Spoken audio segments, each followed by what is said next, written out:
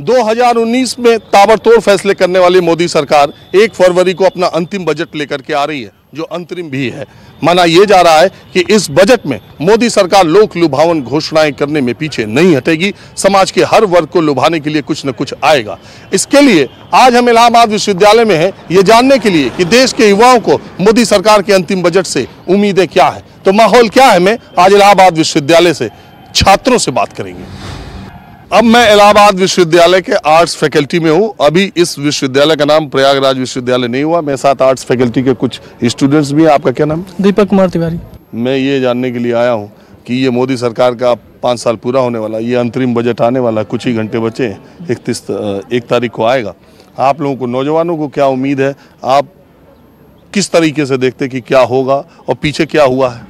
तो हमें तो लगता है कि सबसे ज़्यादा हमें उम्मीद रोज़गार से है और हमें रोज़गार मिले, और इसके अलावा एजुकेशन, हेल्थ और डिफेंस सेक्टर में अच्छे निवेश किए जाएं, ये उम्मीद है हमारी। पिछले 4 साल का कैसा है रिकॉर्ड? पिछले 4 साल में इंफ्रास्ट्रक्चर पे ध्यान दिया गया है और उसके लिए हम खुश हैं। बाकी जॉब जो है जनरेट नहीं की गई हैं और उस पर ध्यान दिया जाना चाहिए। मतलब रोजगार के मामले में रोजगार हमारा पहला मुद्दा है। मैं चाहता हूं कि रिसर्च एंड डेवलपमेंट में ज़्यादा पैसा की इन्वेस्ट किया जाए, वहां पे लगाया जाए। इससे आने वाले तकनीकी का विकास होगा और रोज़गार बढ़ेगी, और इसके इंफ्रास्ट्रक्चर और बढ़ाया जाना चाहिए। लगातार इंफ्रास्ट्रक्चर में इसके पहले भी ढेर सारे कार्य किए गए हैं, तो और भी ये लगातार प्रयास किए जाना, जिससे रोज़गार जनरेट होगा। बजट के बारे में कुछ जानते हो? हाँ, जानते हैं। क्या? जो देश के विकास के लिए जो बिल पास होता है उसी को बजट कहते हैं। अंतरिम बजट, आम बजट में अंतर जानते हो? और आप बताओ बेटा। मुझे लगता है कि कृषि सेक्टर पर कुछ ध्यान देना चाहिए, क्योंकि मैं खुद किसान परिवार से हूँ और मुझे लगता है कि सरकार, कोई भी सरकार हो, उसकी कोई योजना किसानों तक कुछ खास पहुँचती नहीं है। तो यूरिया के दाम जो बिचौलिए ज़्यादा हैं कृषि सेक्टर में, उससे कम करना चाहिए। तो आप किसान के बेटे हो? जी। आप यहाँ किस क्लास में हो? BA फर्स्ट ईयर में। आप पीछे की 4 साल की, खाली 4 साल की सरकार के बारे में बात कर रहे हो या हर सरकार आपको लगता है? नहीं, मुझे लगता है कि मैं जब से बड़ा हुआ मैं जानता हूँ कृषि में कुछ खास नहीं है। वैसे ही कृषि चल रही है, जैसे मैं बचपन में था उसी तरह था, अब भी उसी तरह कृषि है। कृषि पर कोई विशेष ध्यान नहीं दिया गया है। जो भी सब्सिडी दी जाती है वो एक लिमिटेड लोगों के पास रहती है। जिसको सब्सिडी की ज़रूरत है, जैसे पाइप है, ब्लॉक पे पाइप आती है, वो बड़े काश्तकार जिनके पास लगभग 10 से 15 बीघे ज़मीन है, वो ब्लॉक से अपना बात करके ले लेते हैं। छोटे किसान की उतनी पहुंच ही नहीं होती है, समझ ही नहीं पाते। आधी योजना उनके पास जानकारी ही नहीं होती कि पाइप आई है, सस्ती पाइप भी मिलती है, पाइप सस्ती मिलती है, इन्हें पता ही नहीं कि ब्लॉक पे है। ड्रम मिलता है ब्लॉक पे वो गेहूँ रखने के लिए, उन्हें नहीं पता कि सस्ता मिलता है, इन्हें पता ही नहीं है। इलाहाबाद यूनिवर्सिटी का मैनेजमेंट स्टडीज़ का सेंटर है मुनीरबा, मैं वहाँ पर हूँ। MBA के स्टूडेंट्स मेरे साथ हैं और इनसे जानते हैं माहौल क्या है। मैं कि ये बजट जो आ रहा है परसों, मतलब कुछ घंटे बाकी हैं, उसको लेके आपकी यूथ के मन में, देश के नौजवानों में एक्सपेक्टेशंस क्या है? सर जो सबसे बड़ी एक्सपेक्टेशन है definitely that is concerning job. Government ने सर अब तक 4 सालों में जो काम किए हैं उसमें गवर्नमेंट सेक्टर्स में जॉब उतनी प्रोड्यूस हो नहीं पाई हैं, लेकिन गवर्नमेंट ने सर कहीं ना कहीं इस बात पे भी ध्यान नहीं दिया कि प्राइवेट सेक्टर में यूथ कैसे जाए, उनमें कैसे वो एनर्जी इन्फ्यूज़ की जाए। और सर साथ ही साथ जो शेयर मार्केट में ये LTCG लेके आए थे, long term capital gains tax, जिससे सर शेयर मार्केट में जो इन्वेस्टमेंट लोग कर रहे थे इनिशियली, वो भी सर प्रॉब्लमैटिक हो गया। तो उसमें भी वी आर एक्सपेक्टिंग कि कुछ वेव ऑफ होगा, जिससे कि हम लोग एज एन MBA स्टूडेंट हम लोग उसमें कुछ और एक्सपेरिमेंट कर सकें और डेफिनेटली कुछ ऐड ऑन कर सकें। और आप बताइए, आप क्या चाहती हैं? जो बेसिकली जो डोनेशन, जो लोन होते हैं, उनमें थोड़ी फैसिलिटी होनी चाहिए, थोड़ी एग्जाम्पशंस होने चाहिए, जो कि यूथ और आगे पढ़ सके एंड और आगे ग्रो कर सके। और आप क्या मानती हैं? आप लोग किस फाइनेंस क्या है सर? फाइनेंस नहीं, ये 4th सेमेस्टर में? हाँ जी, 4th सेमेस्टर। हाँ जी। तो अब आप तो नौकरी में जाने ही वाली हैं? यस सर, तो मेरा मेजर कंसर्न कहीं ना कहीं वही है, इनकम टैक्स स्लैब्स। अभी तक जाते ही इनकम टैक्स के उसमें आ गई क्या तुम? हाँ जी सर, तो कंसर्न हमारा मेजर कहीं ना कहीं वही रहेगा, सेविंग्स और स्लैब्स। मतलब कैंपस सिलेक्शन हो गया तो वो इनकम टैक्स के स्लैब में आ गई? नहीं सर, अभी हम अर्न करना स्टार्ट करने वाले हैं ना, तो फ्यूचर को ध्यान में रखते हुए। अच्छा, टैक्स लिमिट बढ़ जाए? हाँ जी, अभी जो 2.5 है उसको एटलीस्ट 5 तक कर दे वो, क्योंकि हमारा स्टार्टिंग अर्निंग लिमिट 4.5 ही रहता है, तो वी विश कि हम वो एग्जेम्प्टेड लिमिट के अंदर आ जाए। चलो ये अच्छा हो, अभी तुम्हारा कैंपस सिलेक्शन हुआ, अभी एग्जाम्शन में मिल जाके। Definitely sir, definitely. आप बताइए।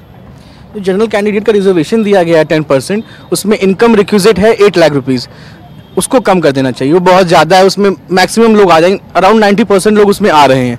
इसी वजह से सब जनरल के उसी में आ जाएंगे, तो फिर मतलब क्या होगा उसका लागू करने का। ये जो 10 हाँ उस चीज़ पे स्टेट की कैपिंग अभी ज़रूरी है, तो हर स्टेट जब वो ऑर्डिनेंस पास करेगा तो उस पर वो कैपिंग लगा सकता है कि हर स्टेट वाइज जिसकी जिस हिसाब से इनकम का एक स्ट्रक्चर है उस हिसाब से स्टेट कैपिंग करेगी। तो अभी तक जो सेंट्रल लॉ है वो जिस हिसाब से बना है वो तो ठीक है, उसके बाद स्टेट पे जब आएगी स्टेट को फैसला करना है। हाँ। लेकिन मोटे तौर पर एक तो क्राइटेरिया बनाएंगे। आप बताइए कि आपको क्या लगता है। अच्छा, मैं इन लोगों से जो सवाल पूछा उससे अलग आपसे पूछूं, पिछले 4 साल जो बीते हैं, 4 बजट जो आए, देश में नौजवानों की जो उम्मीदें थे वो इस सरकार ने पूरी की हैं अभी तक? सर, नौजवान होने के नाते हमें हमेशा सकारात्मक होना पड़ेगा, और जो मौखिक दो हमेशा समस्याएं इस देश की, स्वास्थ्य और शिक्षा, उसके ऊपर निरंतर ही कभी भी किसी भी सरकारों ने काम नहीं किया। और पूर्वोत्तर सरकार जो 4 साल से आई हुई है, एनडीए गवर्नमेंट, उसने भी कहीं ना कहीं उसके रोड़ा है। और देश और ख़ासतौर से युवा हमेशा उन चीज़ों से परेशान है, और वो चाहता है कि इस चीज़ का जल्द से जल्द इसका रिजॉल्व हो इश्यूज़, लेकिन वो होते नहीं दिख रहे हैं सर। जिस तरह की इनकी पॉलिसीज़ चल रही हैं एजुकेशन को लेके, हेल्थ केयर को लेके, state government some of them are doing their अच्छी काम कर रहे हैं, जैसे दिल्ली को हम ले सकते हैं। लेकिन जो केंद्र सरकार द्वारा चलित जो चीज़ें हैं, स्कीम्स हैं, वो स्कीम्स तो बनाई जा रही, नाम तो बदले जा रहे हैं, लेकिन जो उस तरीके का काम है, जड़ पे काम होना चाहिए, ग्रास रूट लेवल पे, जो सबसे आखिरी छोर का इंसान है, उसके लिए कभी कुछ काम ही नहीं हो पा रहा है इस देश में। इस पे ये भी बोल सकते हैं सर कि अभी रिसेंटली इस गवर्नमेंट से सर सबसे बड़ी जो एक्सपेक्टेशन ये थी कि 4 सालों में कहीं ना कहीं जो रिजर्वेशन पॉलिसी हमारी चल रही थी, एग्जिस्टिंग 50%, उसको ये और रिफाइन करेंगे, ताकि जो लोगों के बीच डिसग्रंटमेंट है कि रिजर्वेशन बुरा है, उसकी इमेज चेंज होगी। लेकिन सर इन्होंने 10% और एक्सटेंड करके हम लोगों के लिए, जो जनरल कैटेगरी के स्टूडेंट्स हैं, उनको कहीं ना कहीं डिसएम्पावर किया है। क्योंकि अब सर ये दिमाग में है कि पहले जो फाइट हम 50% में कर रहे थे, अब now we are fighting in 40%। So despite कि ये सारी पॉलिसीज अच्छी हैं, लेकिन इसको सर पॉपुलिस्ट मेजर्स नहीं बनाना चाहिए, जो कि गवर्नमेंट कर रही है अब। तो आपको क्या लग रहा है कि ये जो बजट आएगा आप लोगों को, तो ये चुनावी ज्यादा होगा? और ये पूरी तरीके से डेफिनेटली ये पूरी तरीके से चुनावी का बजट ही होगा। ये चुनावी बजट ही होगा, बिकॉज अभी करंट में भी जिस तरह का ट्रेंड दिखा है उसके हिसाब से ऑलरेडी गवर्नमेंट ऐसे स्टेप्स लेना शुरू कर चुकी है जिसमें वो दिखा रही है कि हम 2019 इलेक्शन के लिए अब आ रहे हैं। तो जो बजट आ रहा है ये उनका सबसे बड़ा प्लेटफॉर्म होगा, जिसमें वो पूरी तरह से हर अवेलेबल रिसोर्स को यूटिलाइज करेंगे ताकि 2019 का इलेक्शन उनका टारगेट काफी आसान हो जाए। कि युवा भी तो समझ ही जाता है कि कौन क्या चाल चल रहा है। डेफिनेटली। इनफैक्ट सर अभी जो राहुल गांधी जी ने प्रॉमिस किया है कि हम मिनिमम वेज लाएंगे जब हम गवर्नमेंट में आएंगे, तो सर ये जो प्रेजेंट गवर्नमेंट पे है ये प्रेशर डालने वाली टेक्निक है, क्योंकि कहीं ना कहीं यही फार्म वेवर बोल के कांग्रेस मध्य प्रदेश में आ गई। तो अब sir Congress national level politics के लिए मिनिमम वेज वाला जो कर रही है, उसके लिए इस बार बजट में एनडीए को, दिस गवर्नमेंट को विल हैव टू इंश्योर कि वो मैक्सिमम से मैक्सिमम चीजें पॉपुलिस्ट कर सके, लोगों के फेवर में कर सके, भले ही देश का जो फिस्कल डेफिसिट है वो उसमें चला जाए, गतर में चला जाए। सर वेजेस की जहाँ तक बात हो रही है सर, इसके अलावा अभी तक कई सारी चीज़ें जो पॉजिटिव पॉइंट रही हैं करंट गवर्नमेंट की, वो ऑन पेपर ज़्यादा रही हैं, उतना अच्छी तरह इम्प्लीमेंट नहीं हो पाया है। मोर ओवर अगर गवर्नमेंट अभी ये ट्राई करे कि उनको इम्प्लीमेंटेशन को ज़्यादा फोकस में लाकर दिखा सके कि हाँ वो काम अभी हो रहा है और होगा, आगे बढ़ेगा। आप लोगों से बहुत अच्छी रही बातचीत, मैं यहाँ से चलता हूँ, लेकिन मैं जाने से पहले मैं ये हमेशा पूछता हूँ कि 2019 के चुनाव का माहौल क्या है? सर ये पूरी तरीके से it is more of like पूरा सबसे पहले तो ये तुष्टीकरण की पूरी राजनीति हो चुकी है, सब पूरा रिलीजन पे बेस्ड हो चुका है, लोग कॉन्फ्लिक्ट करा रहे हैं, कोई कुछ बोल रहा है, कोई कुछ बोल रहा है। और ये सिर्फ और सिर्फ एक पार्टी के सिंगल नहीं है, बात ये है कि जो रूपरेखा पहले से खींच दी गई थी उसको पेंसिल लेके पेन लेके बार बार उस पर गड़ा के और उस गहरे निशान को और ज़्यादा निशान करते हैं हम। और आप बताइए, आपको क्या लगता है 2019 के चुनाव का माहौल क्या रहेगा? सर कुछ भी कह पाना बहुत ही मुश्किल है, बट रिक्वेस्ट है कि सब लोग बड़े हैं और उनसे यही रिक्वेस्ट है कि गंदी पॉलिटिक्स की जगह कुछ अच्छा सोचें ताकि हम आगे बढ़ें। अच्छे नेताओं को आगे लाया जाए जिससे हमारे देश का इतने नेता बढ़िया है यार। नो सर, हमारे मतलब अच्छे क्षेत्र में विकास होना चाहिए। जैसे सब तो बात तो विकास की ही करते हैं। सरकार योजनाएं चलाती है, लेकिन गांव तक पहुंचाना उनके लिए बहुत मुश्किल हो जाता है। सर ग्राउंड लेवल पे उनके योजनाओं की रियलिटी कुछ अलग है sir. What they are showing in their manifesto is quite distinct from what they are doing on the ground level. So backing up नहीं है सर। ये योजना आती हैं और योजनाओं के पीछे कोई बॉडी नहीं लगाई जाती जो इसकी इवेल्युएशन या मॉनिटरिंग संभाल सके कि इज दिस योजना is implicated on the ground level और नॉट।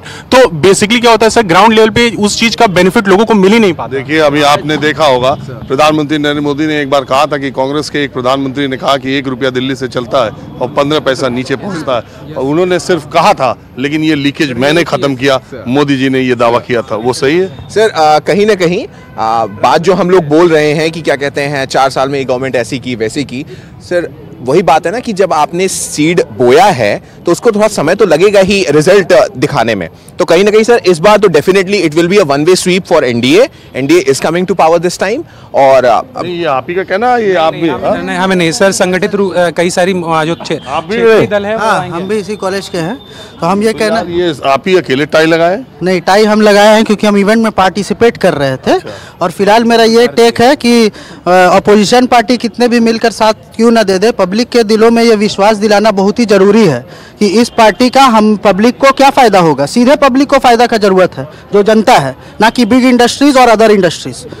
जो जनता तक क्या फायदा पहुंचना चाहिए ये हम लोग को समझना है। ये कह रहे हैं कि वन वे एकदम क्लियर स्वीप, नहीं क्लियर स्वीप होगी कि नहीं होगी, लेकिन पब्लिक को इमोशन के बेसिस पे ये जज करने का पूरा मौका दिया जाएगा सरकार की तरफ से, चाहे वो मंत्री हो चाहे राजनेता हो। आप बताइए सर, मेरे हिसाब से तो ये वन वे स्वीप तो नहीं हो सकता, क्योंकि मोदी जी जितना बोलते हैं उतना तो करते नहीं हैं, वो खाली बोलते ही हैं।